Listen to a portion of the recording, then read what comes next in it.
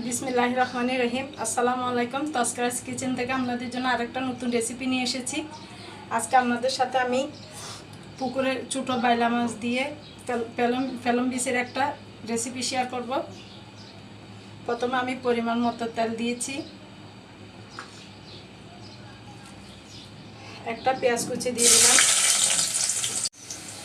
এই তো পেঁয়াজকে আমি একটু হালকা ভাজা করে নিয়েছি, নরম করে। এরপর যে আমি মশলা অ্যাড করব, 2 চামচ লাল মরিচের গুঁড়া, 1 চামচ হলুদের গুঁড়া আর পরিমাণ মতো লবণ দিয়ে আমি একটা পেস্ট করে রেখেছিলাম।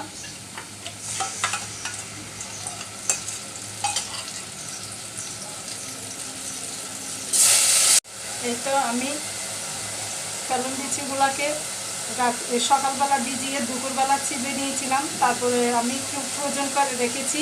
আজকে রান্না করছি আমি। এই পর্যায়ে আমি ফেলন বিচিটা দিয়ে দিব, কারণ ফেলন বিচি একটু শক্ত, এটা সিদ্ধ হতে 80% আমি সিদ্ধ করে ফেলবো আগে। তারপর আমি মাছ অ্যাড করবো।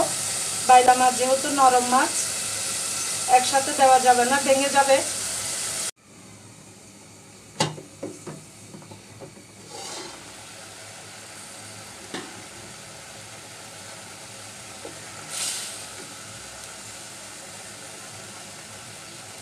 এই তো ফেলন বিচি।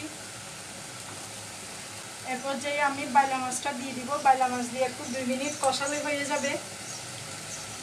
আমি লবণ হলুদ দিয়ে ভালো করে ধুয়ে নিয়েছি। খুব মজার একটা রেসিপি এই ফেলন বিচি দিয়ে বাইলা মাছ, আপনারা একবার ট্রাই করে দেখবেন। নতুন বন্ধু হয়ে থাকলে আমার চ্যানেলটাকে একটা সাবস্ক্রাইব করবেন, পেজে থাকলে একটা ফলো দেবেন, আপনাদের কাছে বিশেষ অনুরোধ। এই তো বাইলা মাছটা কষানো হয়ে গেছে। আমি আবার পরিমাণ মতো ঝোল দেব। আমি পানিটা অ্যাড করে দিচ্ছি। এই পর্যায়ে আমি একটা টমেটো কুচি দিয়ে দিচ্ছি।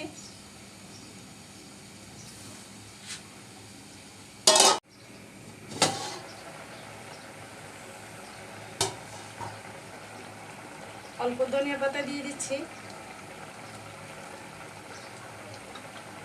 খুব মজার একটা রেসিপি, আপনারা একবার ট্রাই করে দেখবেন।